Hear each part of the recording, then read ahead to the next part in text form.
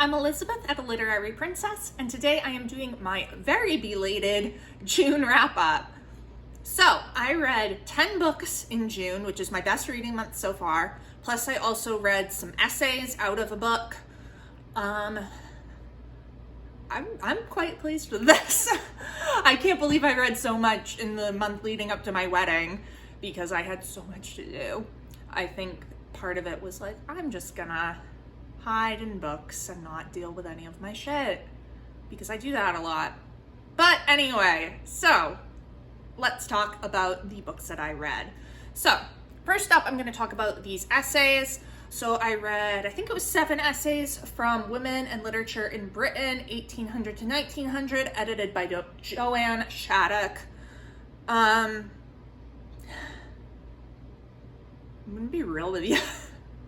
I don't remember these. I straight up don't remember them. I think they were fine.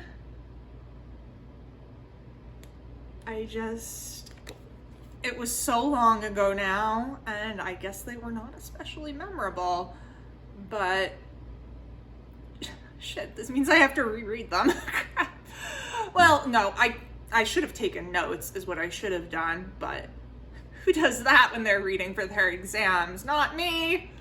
Yeah, no, I'm pretty sure these were pretty good. They discussed some important things that I needed to know about. I didn't give them a ranking because they're essays. I'm not gonna do that. I don't this book as read because I didn't read the whole thing.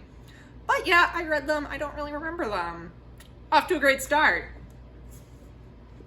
Alright, so the first book that I actually read in full was In Search of Our Mother's Gardens by Alice Walker. This is a collection of essays by Walker. I had read 2 of them before, the title essay, In Search of Our Mother's Gardens, and I'm Looking for Zora, which is about Alice Walker searching for where Zora Neale Hurston is buried. So these essays deal with the idea of the women writer, racism, sexism, all kinds of stuff. Walker takes what she calls a womanist approach, which is joining the issues of race and gender instead of just the feminist approach, which kind of ignores race and is very much a white woman's approach to things. Alice Walker is approaching this as a Black woman and paying attention to those issues as well and the intersection. I gave this 4 stars. I thought these were really great. Some of them I liked more than others. There's some where she's talking about Flannery O'Connor, who I haven't read, so I'm just kind of like, eh. I also haven't read Zora Neale Hurston though, and I found her essays on her quite interesting, but it just depends. I read this for my feminist theory list, and I ultimately think it's going to be really helpful to approach looking at women writers and the intersection of gender and race. So next up, Daniel Deronda by George Eliot. I finished it. I'm so pleased with myself. I actually have talked about this since then in my mid-year freak out tag, I think, but I'm so pleased with myself. This is 800 pages. I'm happy with myself. Anyway, I really liked this. Completely surprised. I gave this 4 stars.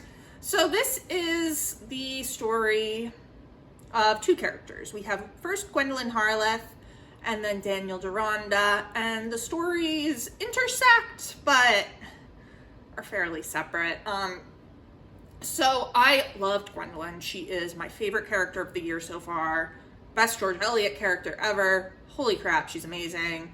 Her story deals with her marrying because her family is thrown into poverty, and she marries this guy who's very wealthy but who she doesn't love and who's not a good guy, and she ultimately is in a very unhappy marriage.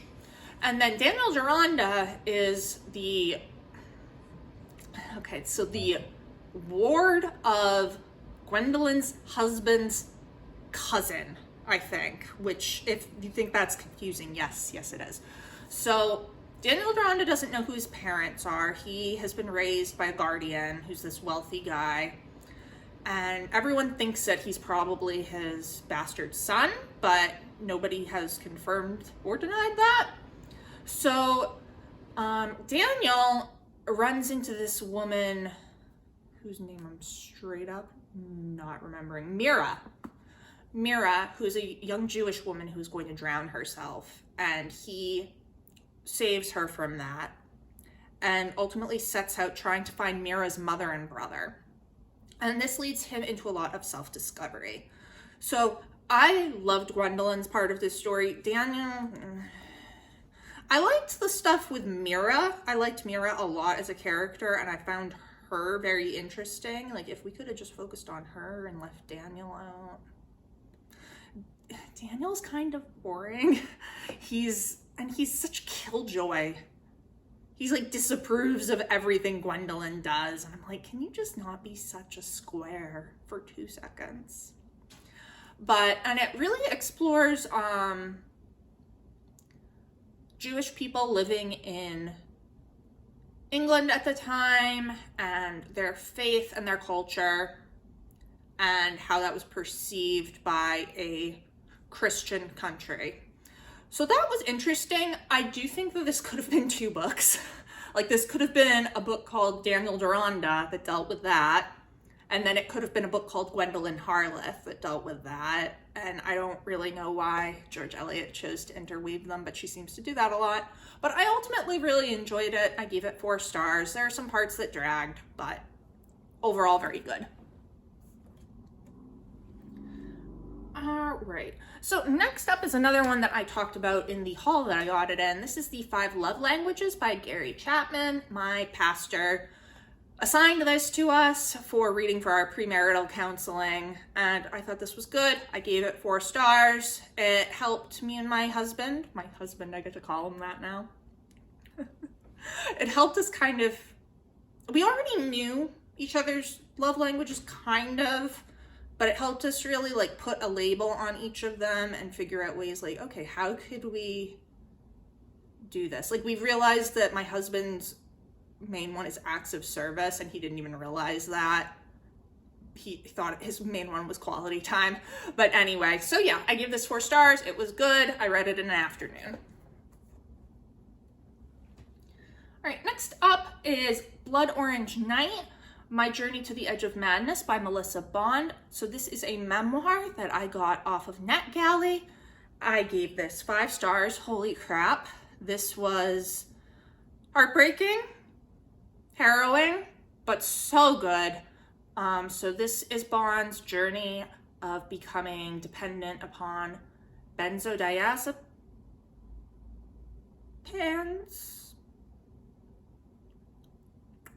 I don't remember the actual name, but like Valium and that type of stuff, very similar. And then her journey trying to get off of them, because you can't just quit cold turkey or else you could die. Fun. And so it's very different from what our society's image of a drug addiction usually looks like. And so she comes up against a lot of issues with that. Her relationships become jeopardized. She also has 2 young children at the time of this is all going on. So she also has that to add into it. I thought this was fantastic. I think it's a really important story. It's like, you can't really say you enjoyed it because like, oh, it's so, like, it's heavy, but very well done. Excellent. 5 stars. All right, and next up, we had another one for my feminist theory list. This is A Literature of Their Own by Elaine Showalter. So this is kind of a staple of feminist literary criticism. So Elaine Showalter is exploring kind of lesser known women writers, as well as some of the more major women writers, because she does talk about Jane Austen and the Brontes and Virginia Woolf and George Eliot. But she is also looking at some of the ones who get more forgotten about, like Dinah Mullet Craik and Margaret Oliphant. So I gave this 4 stars. I thought this was pretty good. It's not my first time encountering it. I've read parts of it before. I did kind of have some issues with, I guess, how she treats some of the authors. And I find this happening a lot because this is what I work with. I work with lesser known Victorian women writers. And there's like this very kind of dismissive attitude, even within the people who are trying to bring them to light. That's like, oh, well, of course they're not as good as Eliot or Bronte or whoever, or the things they're writing about aren't as important as War and Peace or whatever other big important book about a war. I find that kind of frustrating because I don't think it's true. I don't think it's true that War and Peace is more important because it's about a war and is like a global issue, like more of a global issue than more of a, instead of a domestic issue. Like they're just different. They're not, one's not more important than the other. But, and then I do take a bit of an issue with being like, oh yes, well, Austen, Eliot, Bronte, Woolf were the standard, and then, yeah, there's all these other people, and they're not really as great. It kind of puts me off a little bit. But overall, this is going to be very helpful for my research. Glad I read it. I thought it was good. I just had a few little issues with how she approached some things. All right, next up was Juniper and Thorn by Ava Reid. I got this off NetGalley. It was a retelling of the fairy tale The Juniper Tree. I'm not going to talk about this one a whole lot because I literally have an entire video about it as a retelling, but I loved this, thought it was utterly fantastic, gave it 4.5 stars, can't wait to read more from Reid. I would say that this is actually my favorite book of the month, even though Blood Orange Night is higher rated. I have stronger feelings about Juniper and Thorn. All right, and next up is not actually a full book, as I found out when I reached the ending. So this is Rank and Beauty, which is by an unknown author. And it turns out I only read volume 1 of it. There are 2 more, and they were each 300 pages. And I couldn't do it, guys. I couldn't do it anymore. Okay, I was not enjoying this. It's not, so this is one of, for some context, this is one of the books that George Eliot discusses in her Silly Novels by Lady Novelists essay, where she is critiquing the amount of women-written books that she feels are not good.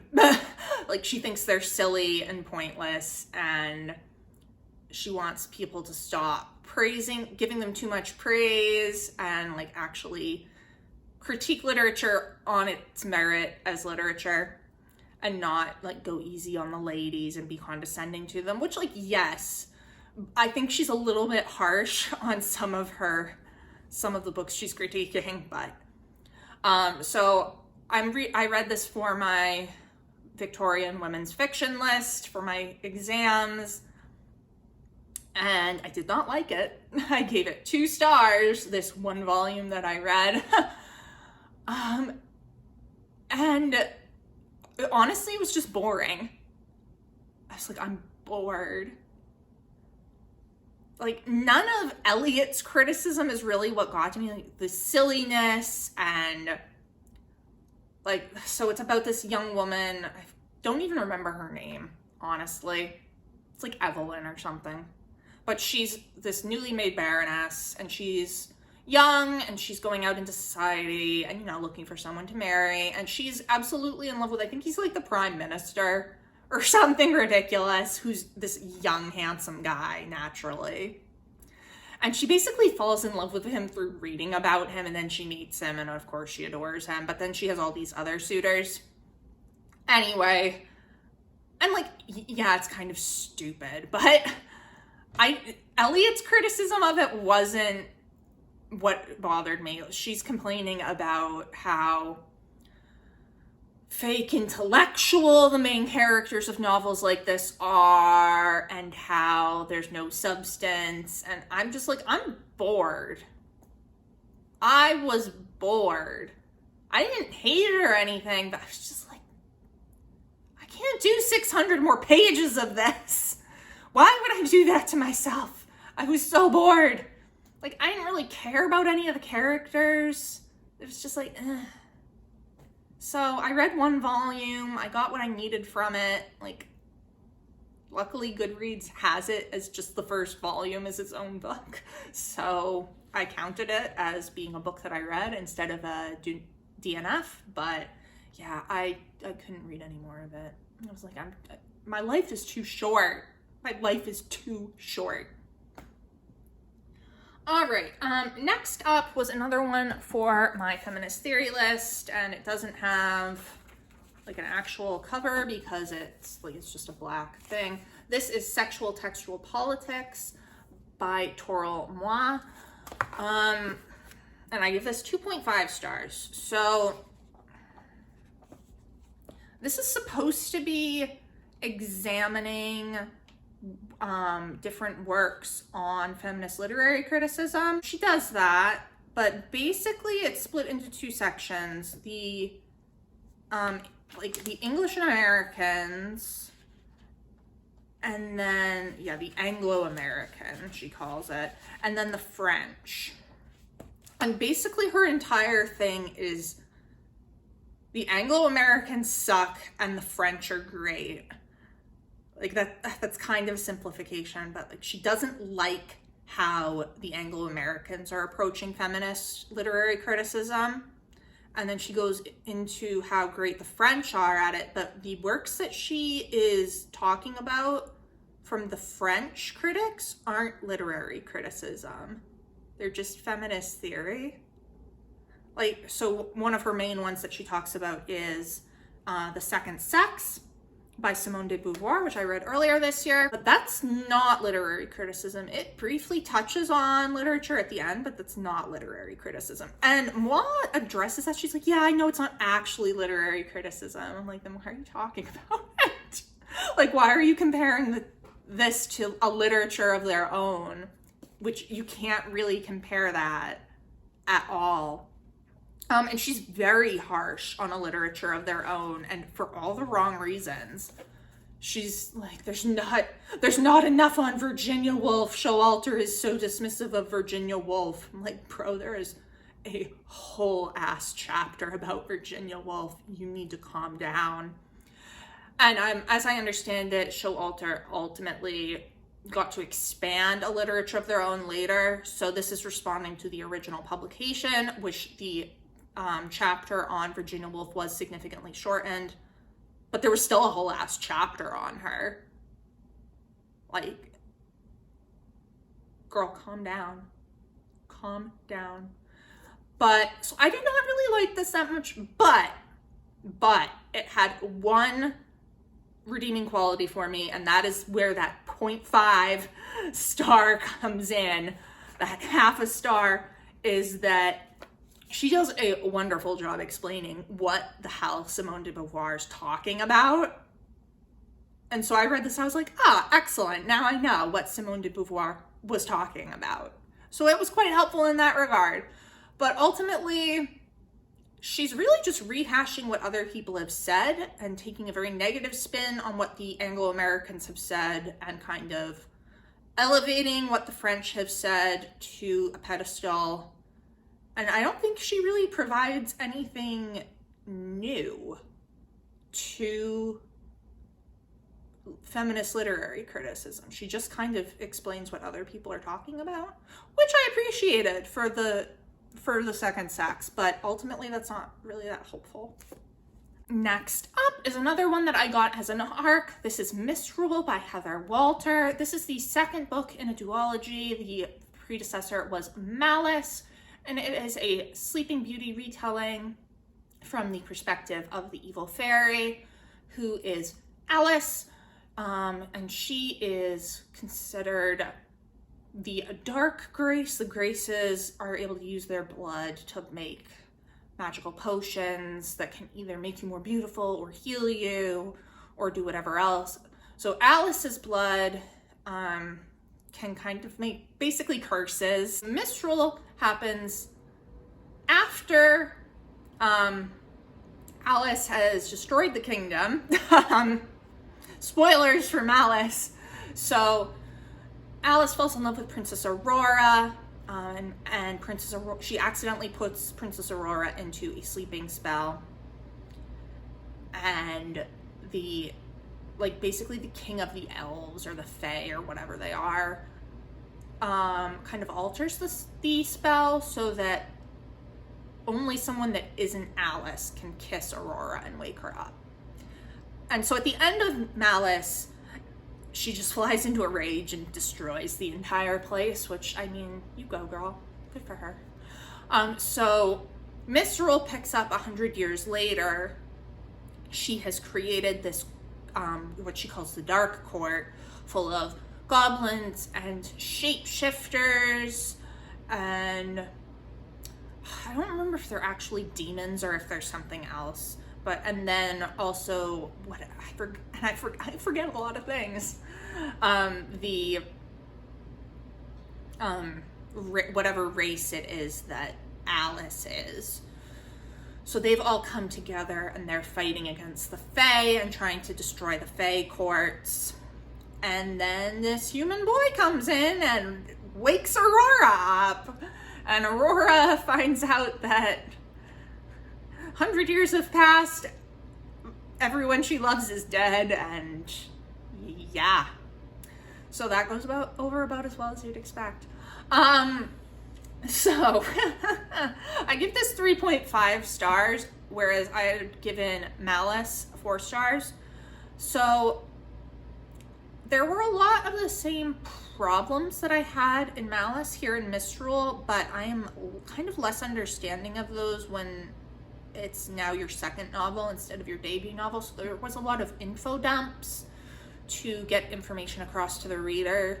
And in Malice, I kind of overlooked that because I was just so invested in the aspects of the fairy tale that Walter used, how she was retelling it, the romance. I really liked that. And so plus it was a debut novel, like I'll overlook some issues.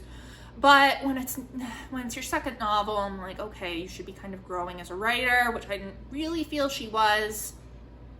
And then it just suffered from the time jump, honestly. Like when you skip 100 years and all of a sudden there's a whole new cast of characters, almost everyone else from the previous book is dead except for 3 people. And it just kind of suffers from that because, you were into this world, you were into these characters, you knew how the relationship works, and then it's just kind of like you blow it all up and start over. So I wasn't in love with that. I was so irritated with both Alice and Aurora. I was like, you're both being morons. Communicate. But I still really liked how Walter wove in the fairy tale aspects, how this works as a retelling. But I hated the ending. The ending was very disappointing. But anyway, so I'm not going to say too much more about that. But yeah, it was okay. I give it 3.5 stars. Not as indifferent to it as I would be if I had given it 3. Like, I did enjoy it. I read it very quickly, but I had more issues with it than I had with the first book. So, all right. And then last, but certainly not least, was another George Eliot, The Mill on the Floss. So this was actually my first reread of the year. Holy crap, I have made it until June without rereading anything. That's crazy. So I read this back in high school and I adored it. Like, this was my first George Eliot and I was like, I love it. It's one of my favorite books, one of my favorite Victorians by far. And then I read more by George Eliot and I was like, because I didn't really like Silas Marner and I didn't even finish Adam Bede. I struggled with Middlemarch, liked Romola, and ultimately liked Daniel Deronda at the beginning of June. So I approached this kind of cautiously. I was like, I really hope I love it as much as I did when I was 14, because it would have been sad not to. So this follows essentially 2 siblings, Maggie and Tom Tulliver, whose father owns this mill, and we follow them from childhood into young adulthood. And Maggie is extremely intelligent, but she is a girl, and as such, she does not get the education that Tom is given. She does not have the kind of options open to her that Tom does as a boy. And everybody's always scolding her for getting dirty and being a mess, and they think she's too willful. And Tom is nasty to her, honestly. So I remember really hating Tom when I was 14. I still really hate Tom. It's like, such a dick. And I feel like Elliot wasn't harsh enough with him, like making excuses for him. It was like, no, this boy is awful. But I did adore Maggie still. So the first part is them as children, and I kind of was a little bit bored with that part. I was like, can we get to the good part? Because there's kind of some episodic parts, and I'm like, okay, it's just, and there's a lot of their aunts and uncles just being there and talking, which gives a lot of social commentary. So I actually found it way more interesting than I did as a 14-year-old. I was like, oh, these parts actually mean something. Cool. But I was still like, okay, get to the good part, because I knew that there's this very lovely romance between Maggie and Philip, who is the son of their father's like greatest enemy. So, and I loved that. And then there's stuff with their cousin Lucy and her fiance Steven. And yeah. And like, so the second half I was like, love it, love it, love it. Still love it. So I was very pleased with this. I gave it 4.5 stars. And I'm really glad that I still liked it as much as I did as a kid. I probably would have given it 5 stars when I was 14, but I had some issues. Like the beginning was slow for me, hence the 4.5, but I'm really glad that I still enjoyed it. I'm really, really glad. All right, and so that is my June wrap up. Whew. I would be so happy if I keep reading 10 books a month. Like, yeah, let's go. Let's do this. Probably won't happen though. All right, so let me know down in the comments below. What have you read this month? Have you read any of the same books I did? What did you think of them? What was your favorite and least favorite of the month? So yeah, it's been great chatting with you all. I will see you soon.